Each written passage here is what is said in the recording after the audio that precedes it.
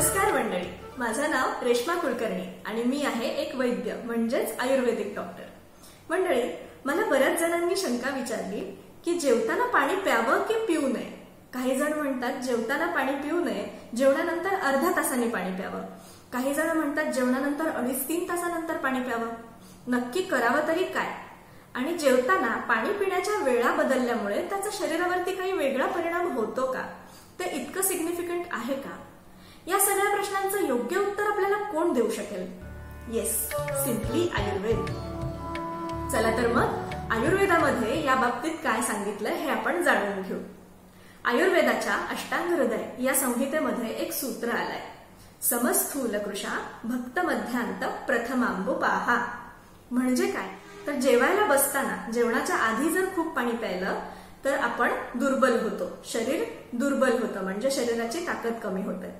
तसंच जेवण झाल्यानंतर लगेच खूप पाणी प्यायलं तर आपण स्थूल होतो, म्हणजे अतिरिक्त वजन वाढायला सुरुवात होते। आणि जेवताना मध्ये मध्ये थोडं थोडं पाणी प्यायलो तर आपण सडपातळ राहतो, म्हणजे ज्यांचं वजन थोडंसं जास्त आहे त्यांचं कमी व्हायला मदत होते, ज्यांना वजन वाढवण्याची गरज आहे त्यांचं थोडंसं वाढायला मदत होते, आणि ज्यांचं योग्य वजन आहे त्यांचं मेंटेन राहायला मदत होते। या सूत्राबरोबरच अजून एक सूत्र आलेलं आहे, ते असं, अजीर्णे भेषजं वारी जीर्णे वारी बलप्रदम भोजनेच्या अमृतम वारी भोजनांते विषप्रदम। म्हणजे काय? अजीर्ण झालं असताना जर तुम्ही थोडं थोडं पाणी प्यायलात तर ते औषधासारखं काम करतं। अजीर्ण म्हणजे आधीचं जेवण तुमचं व्यवस्थित पचलं नाहीये, पोट गच्च वाटतंय, अंग जड वाटतंय। अशा वेळेला पुढचं जेवण न घेता त्याच्याऐवजी थोडंसं गरम पाणी प्यायलं तर मग ते पाणी औषधाचं काम करून अन्न पचायला मदत करतं। या सूत्रामध्ये पुढे असं म्हटलंय, जीर्णे वारी बलप्रदम, म्हणजे जेवण जिरल्यानंतर पाणी प्यायलं की ते शरीराला बलप्रद ठरतं, म्हणजे शरीराची ताकद वाढवतं। आता जेवण जिरल्यानंतर म्हणजे नक्की केव्हा? जेवण झाल्यावर आपल्याला एक पोट भरल्याची फिलिंग असते, अंग जड झालेलं असतं, थोडीशी सुस्ती आलेली असते। जसजसं जेवण जिरत जातं तसं तसं ही सुस्ती कमी होते आणि उत्साह वाढतो, पुन्हा थोडीशी भूक लागल्यासारखं वाटतं। अशा वेळेला आपण पाणी प्यायलो तर ते शरीरासाठी बलप्रद असतं। आता ही वेळ प्रत्येकाची वेगवेगळी असू शकते। जेवण पचायला तुम्ही काय खाल्लंय याच्यावरती किती वेळ लागेल हे ठरतं। साधारणपणे आपलं जे जेवण आहे, भाजी पोळी वरण भात अशा प्रकारच्या जेवणानंतर 3.5 ते 4 तासांनी ते जिरतं।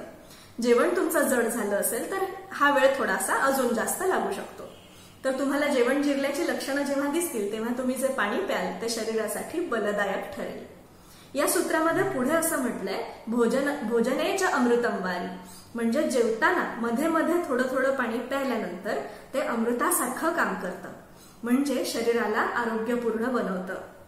आणि याच्या पुढे असं म्हटलंय, भोजनांते विषप्रदम, जेवण झाल्यावर खूप पाणी प्यायलं तर ते विषासारखं काम करतं, म्हणजे अनेक रोगांना कारणीभूत ठरतं। असं का बरं होत असावं?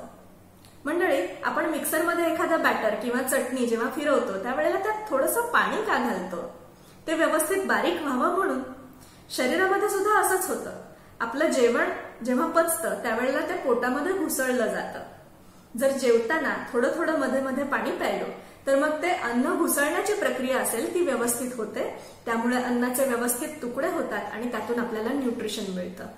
याऐवजी जर जेवताना तुम्ही पाणी नाही प्यायलात तर मग आपलं जेवण अतिरिक्त जेवलं जातं। पोटामध्ये जेवढी जागा आहे तेवढं जर आपण मध्ये मध्ये पाणी प्यायलो तर त्या पाण्यामुळे जागा भरली जाते आणि शरीराला जितकी गरज आहे तितकंच अन्न खाल्लं जातं। हे जर जेवताना पाणी आपण नाही प्यायलो तर अतिरिक्त जेवलं जातं, जेवणाने पोट गच्च भरतं, आणि त्यावर तुम्ही जेवण झाल्यावर अजून जास्त पाणी प्यायलात तर अन्न घुसळण्यासाठी पोटामध्ये जागाच शिल्लक राहत नाही, त्यामुळे आपल्याला व्यवस्थित न्यूट्रिशन मिळत नाही आणि साहजिकच ते अनेक रोगांचं कारण ठरतं। तर मंडळी, आयुर्वेदामध्ये या विषयावरती काय सांगितलंय हे आपण पाहिलं। या दोन्ही सूत्रांचा सारांश असा की जेवताना मध्ये मध्ये थोडं थोडं पाणी प्यायल्यानंतर आपलं वजन पण मेंटेन राहतं आणि ते शरीरासाठी आरोग्यपूर्ण पण असतं। मंडळी, हा व्हिडिओ तुम्हाला कसा वाटला मला प्रतिक्रिया देऊन कळवा। हा व्हिडिओ तुम्हाला आवडला असेल तर आपलं चॅनल सबस्क्राईब करा, या व्हिडिओला लाईक करा। आपण असेच वेगवेगळे विषय घेऊन आपल्या सिम्पली आयुर्वेद या सदरामध्ये पुन्हा एकदा भेटू, तोपर्यंत काळजी घ्या।